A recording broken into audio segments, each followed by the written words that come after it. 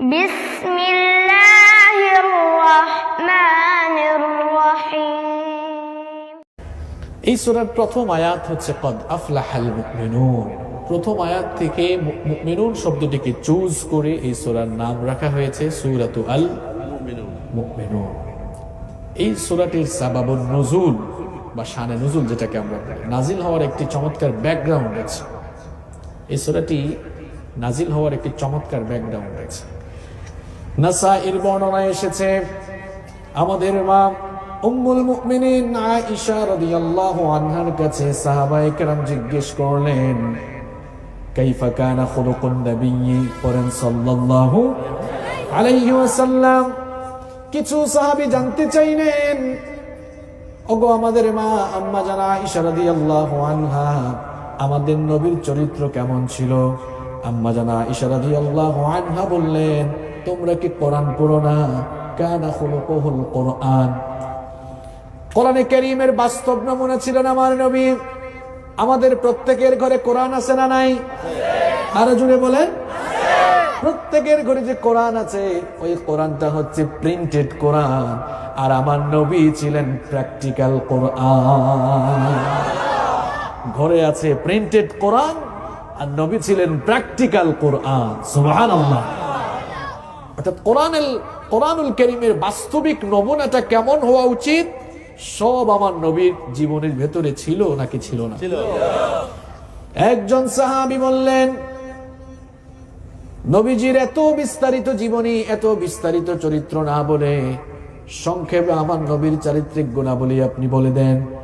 আম্মা জানা আয়েশা রাদিয়াল্লাহু আনহা তখন বললেন, তুমি কোরআনুল কারীমের সূরাতুল মুমিনুন পড়ো নাই, কারণ সূরাতুল মুমিনুনের শুরুর দিকে মুমিন বান্দাদের যে কোয়ালিটির কথা বলা হয়েছে, এগুলোই ছিল আমার নবীর চরিত্রের সবচাইতে প্রধানতম গুণাবলী।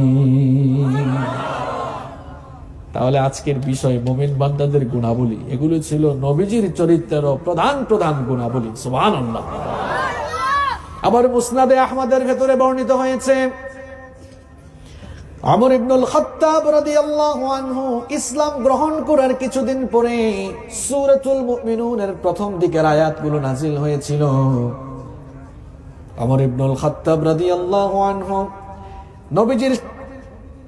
আমার নবীর কাছে যখন এই আয়াতগুলো নাজিল হয়, ওমর ইবনুল খাত্তাব রাদিয়াল্লাহু আনহু সাহাবীদের সঙ্গে নবীজির সামনে সেখানে উপস্থিত ছিলেন। নবীজির কাছে 7টি তরিকায় ওহী নাজিল হতো। জোরে কোন কয়টি? আরো জোরে। 7টি তরিকায় নবীজির কাছে ওহী নাজিল হতো। তার মধ্যে একটি তরিকা ছিল, যখন নবীজির কাছে ওহী নাজিল হতো, মৌমাছির গঞ্জনের ন্যায় আওয়াজ ধ্বনিত হতো। সূরাতুল মুমিনুনের এই আয়াতগুলো যখন নবীজির কাছে নাজিল হচ্ছিল, তখন মৌমাছির গঞ্জনের ন্যায় আওয়াজ ধ্বনিত হচ্ছিল। সাহাবায়ে কেরাম বুঝতে পারলেন, হয়তোবা নবীজির উপরে এখন কোরআনের আয়াত নাজিল হচ্ছে। এই জন্য তারা চুপচাপ থাকলেন। ওমর রাদিয়াল্লাহু আনহু সেখানে ছিলেন, তিনিও চুপচাপ হয়ে গেলেন। এই আয়াতগুলো নবীজির কাছে নাজিল হওয়ার পর নবীজি কিবলামুখী হয়ে আল্লাহর কাছে দোয়া করলেন, আল্লাহুম্মা জিদনা ولا تنقصنا وأكرمنا ولا تهنا وأعطنا ولا تحرمنا وآثرنا ولا تؤثر علينا وارضنا وارض عنا। নবীজি দোয়া করলেন, ওগো আমার রব, আমাদেরকে তোমার নিয়ামত বেশি করে দাও, কম করে আমাদেরকে দিও না। আমাদেরকে সম্মানিত করো, অপমানিত করো না। ওয়াআতিনা ওয়ালা তাহরিমনা, আমাদেরকে দান করো, আমাদেরকে বঞ্চিত করো না। ওয়াআতিরনা ওয়ালা তু'সির আলাইনা, অন্যের উপরে আমাদের প্রাধান্য বিস্তার করে দাও। অন্যদেরকে যেন আমাদের উপরে প্রাধান্য বিস্তার করতে না পারে সেই ব্যবস্থা করে দাও। ওয়ারদিনা ওয়ারদা আন্না, আর আমাদের উপরে তুমি সন্তুষ্ট হয়ে যাও, তোমার উপরেও আমাদেরকে সন্তুষ্ট রাখো। বলেন আমিন। এই দোয়া নবীজি করলেন।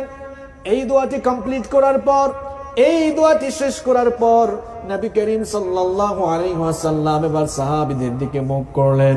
সাহাবীদের দিকে মুখ ফিরিয়ে বললেন, ও আমার সাহাবীরা, শোনো শোনো, এই মুহূর্তে রব্বুল আলামিন আমার কাছে এমন কিছু আয়াত নাজিল করেছেন, আর এই আয়াতগুলোর ভেতরে আল্লাহ তাআলা এমন কিছু কোয়ালিটি, এমন কিছু সিফাত, এমন কিছু গুণাবলীর উল্লেখ করেছেন, এই কোয়ালিটি, এই সিফাত, এই গুণগুলো যদি তোমরা অর্জন করে জীবন পরিচালনা করতে পারো, রব্বুল আলামিন ওয়াদা দিয়েছেন তোমাদের জন্য জান্নাতুল ফেরদাউসের মেহমান বানাবেন। নবীজি তখন সাহাবীদের সামনে এই আয়াতগুলো তেলাওয়াত করা শুরু করলেন। যারা পারেন আমার সাথে বলেন, قد أفلح المؤمنون الذين هم في صلاتهم خاشعون والذين هم عن اللغو معرضون والذين هم للزكاة فاعلون والذين هم لفروجهم حافظون إلا على أزواجهم أو ما ملكت أيمانهم فإنهم غير ملومين فمن ابتغى وراء ذلك فأولئك هم العادون والذين هم لأماناتهم وعهدهم راعون والذين هم على صلواتهم يحافظون أولئك هم الوارثون الذين يرثون الفردوس هم فيها خالدون নবী করিম সাল্লাল্লাহু আলাইহি ওয়াসাল্লাম এই আয়াতগুলো তেলাওয়াত করলেন।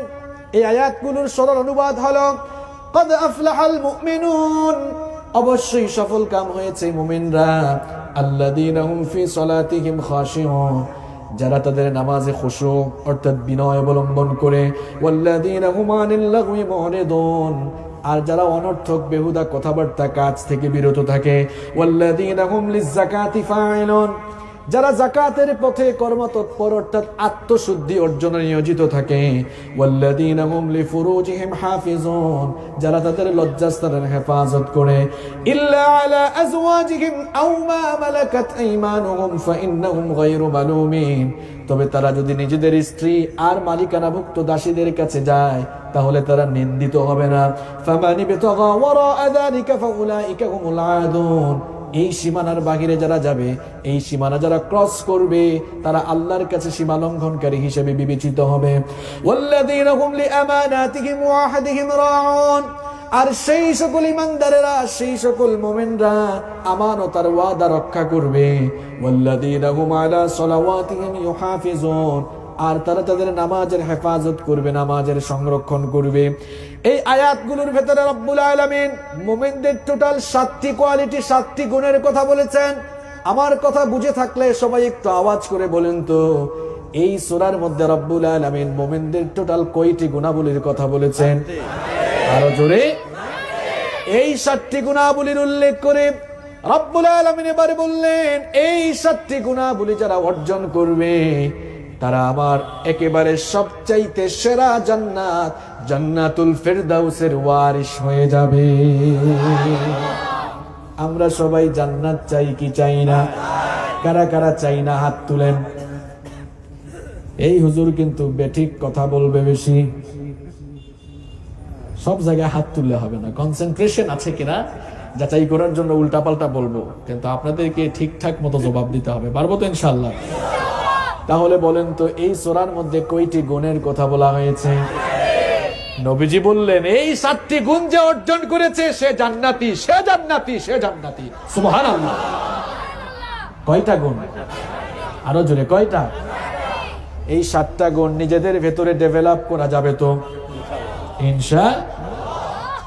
চলেন আমরা শুরু করি। প্রথম আয়াতে আল্লাহ তাআলা বললেন, قد أفلح المؤمنون, successful indeed are the believers, সফল কাম হয়েছে মুমিনরা। সফল কাম কারা? আরো আস্তে। সফল কাম কারা? সফলতার সংজ্ঞা খুঁজে নেন আপনি। আপনাদেরকে যদি বলি আপনি কাকে সফল বলবেন, আপনি বলবেন হুজুর যার টাকা পয়সা বেশি, যার ক্ষমতা বেশি, যার বাড়ি বেশি, গাড়ি আছে, বাড়ি আছে, টাকা আছে, পয়সা আছে, ক্ষমতা, প্রভাব, প্রতিপত্তি, গার্মেন্টস, ইন্ডাস্ট্রি, এগুলো যার আছে সেই লোকটা সফল। এটা আপনার বক্তব্য।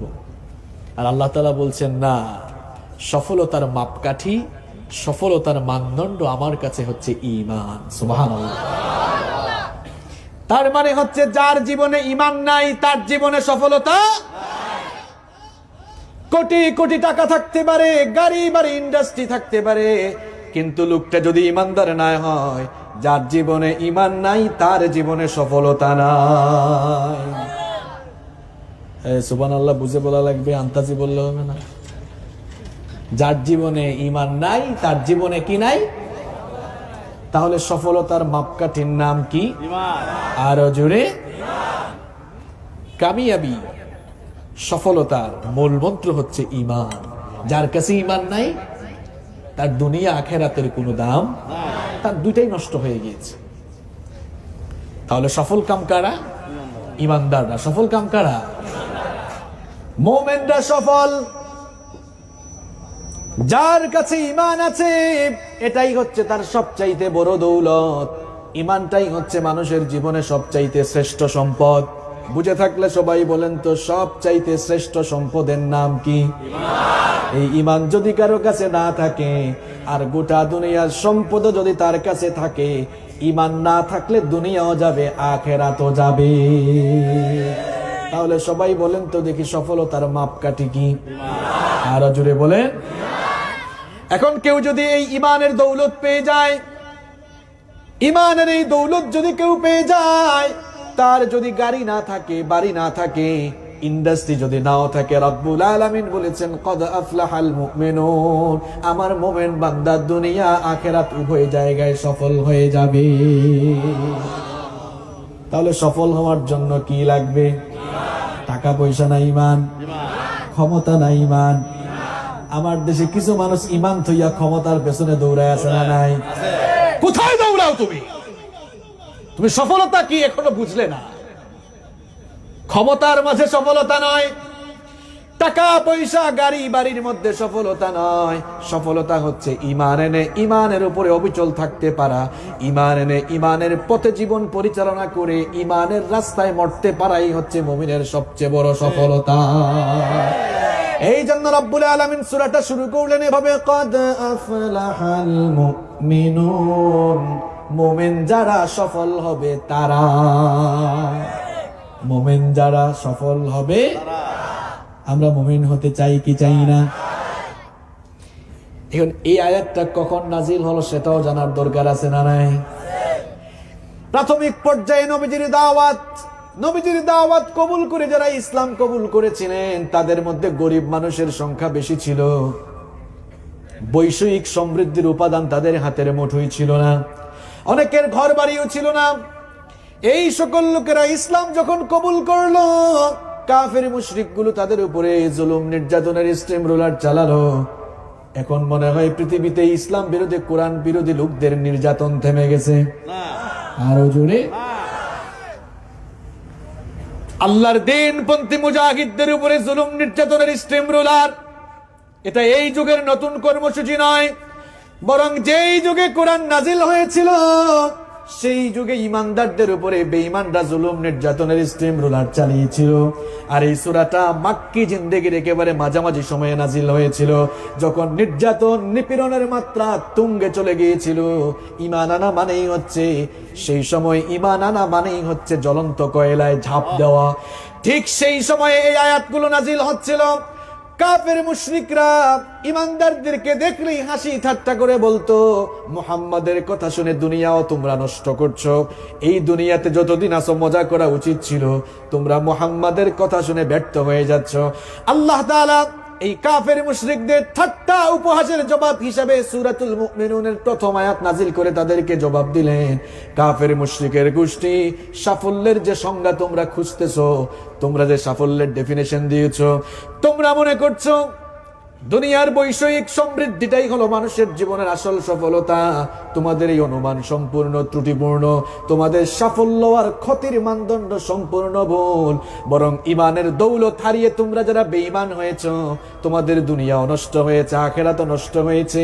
আর আমার যে ইমানদারদেরকে নিয়ে তোমরা হাসি ঠাট্টা তামাশা করছো, আমার ইমানদারদের জন্য আমি আয়াত নাজিল করে জানালাম, قد أفلح المؤمنون, ইমানদার যারা মুমিন হয়েছে, যারা সফল কাম হয়ে যাবে তারা।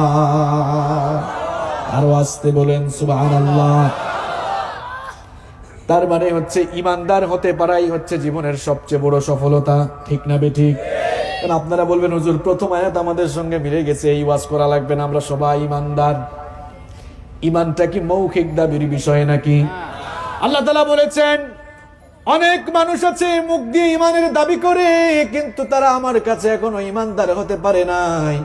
وَمِنَ النَّاسِ مَن يَقُولُ آمَنَّا بِاللَّهِ وَبِالْيَوْمِ الْآخِرِ وَمَا هُمْ بِمُؤْمِنِينَ। আল্লাহ তাআলা বলছেন মানুষের মধ্যে এমন কিছু লোক রয়েছে যারা বলে আমরা আল্লাহ এবং আখিরাতের উপরে ঈমান এনেছি, বিশ্বাস স্থাপন করেছি, কিন্তু আদৌ তারা ঈমানদার হতে পারেনি। কার কাছে? আরো জোরে কার কাছে? এখন প্রশ্ন হলো তারা কারা? এই লোকগুলো হলো তারা যারা মুখ দিয়ে ঈমানের কথা বলে, অন্তরে অন্তরে আর বাস্তব জীবনে ঈমানের নামে বেঈমানি আর মুনাফিকি জীবন যাপন করে। এরা ঈমানদার না মুনাফিক? এরা মুখ দিয়ে ঈমান এনেছে কিন্তু অন্তরে ঈমান লালন করে বাস্তব জীবনে ঈমানের কোনো ছিটে ফুটা, ঈমানের বহিঃপ্রকাশ নাই। এখন বলেন তো দেখি, ঈমানদার যদি আসলে ঈমানদার হয়, সে কি মিথ্যা বলবে নাকি? গীবত করবে নাকি? চুরি করবে নাকি? ডাকাতি করবে নাকি? জুলুম করবে নাকি? মানুষের হক নষ্ট করবে নাকি? সুদ ঘুষ খাবে নাকি?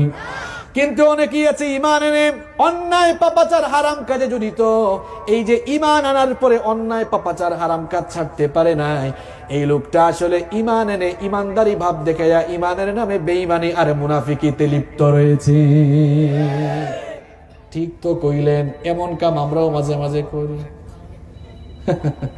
এই ঠিকওয়ালারাও কিন্তু মাঝে মাঝে এমন কাম করে আছে না নাই? আমি যদি বলি আজকে ফজরের নামাজ কাদের কাজা হইছে, হাত তুলবে অনেকে। এখন ফজরের নামাজ ছাড়া এটাও কিন্তু মুনাফিকের একটা আলামত। নবীজি বলেছেন দুইটা নামাজ মুনাফিকের জন্য বড় কঠিন, একটা হলো এশার নামাজ আর একটা হলো ফজরের নামাজ। এই দুইটা নামাজ কার জন্য কঠিন? আরো জোরে বলেন। নবীজি বলেছেন এই দুই নামাজের ফজিলত যদি মানুষ জানতো, তাহলে হামাগুড়ি দিয়ে হলেও মসজিদে নামাজে শামিল হতো। সুবহানাল্লাহ তো কইলেন, গিয়েছিলেন নাকি? আচ্ছা বলেন তো, এক লোক ঈমান আনছে, ঈমান আনার পরে আজান পড়ে, আজান হয়, নামাজে যায় না। আপনি যে ঈমান আনলেন, ঈমানের বাস্তব প্রমাণ পাওয়া গেল? কথা বলেন। মুয়াজ্জিন আজান দেয়, বলেন তো আজানের প্রথম বাক্যটা কি?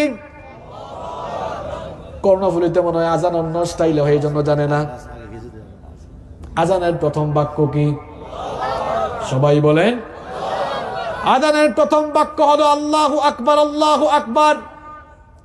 কি কারণে আজানের প্রথম বাক্য আল্লাহু আকবার, আল্লাহু আকবার হলো? কোনদিন কি ভেবেছেন নাকি প্রথম বাক্যটা তো লা ইলাহা ইল্লাল্লাহ হতে পারতো কিনা?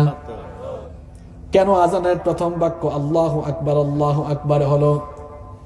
কারণটা কি? এর কারণ বুঝতে হলে আগে এর অর্থ খুঁজে বের করতে হবে। আল্লাহু আকবার অর্থ কি? আল্লাহ সবচেয়ে ছোট নাকি আল্লাহ সবচাইতে বড়?